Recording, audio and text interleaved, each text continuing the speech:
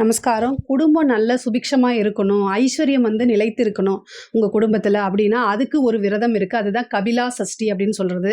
இந்த கபிலா சஷ்டி அன்னைக்கு சூரியன் வந்து ஹஸ்த நட்சத்திரம், இந்த மகாலய பட்சத்தில வரக்கூடியதில சூரியன் வந்து ஹஸ்த நட்சத்திரத்தில பயணிப்பாரு, சஞ்சரிப்பாரு. அதனால வந்து அன்னைக்கு வந்து சஷ்டி திதியா இருக்கும். அன்னைக்கு வந்து கபிலா சஷ்டி அப்படின்னு சொல்றோம். இந்த கபிலா அப்படிங்கிறது காமதேனு அப்படின்னு சொல்லக்கூடியது.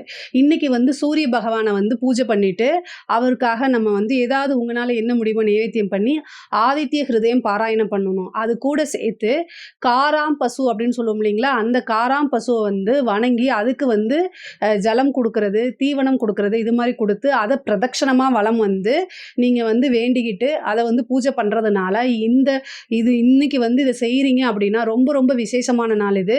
சூரியன் ஹஸ்த நட்சத்திரத்தில் வருடத்துக்கு ஒரு முறை மட்டும்தான் சஞ்சரிப்பார். இந்த இதை வந்து நீங்கள் கும்பிட்டுட்டீங்க அப்படின்னா அது ரொம்ப ரொம்ப விசேஷமானது. அது வந்து உங்க குடும்பத்துல வந்து வறுமை அப்படிங்கிறதே இருக்காது. இந்த குடும்பத்துல வறுமையை ஒழிச்சு சகல விதமான ஐஸ்வர்யங்களும் சுபிக்ஷத்தையும் ஏற்படுத்தி கொடுக்கும்.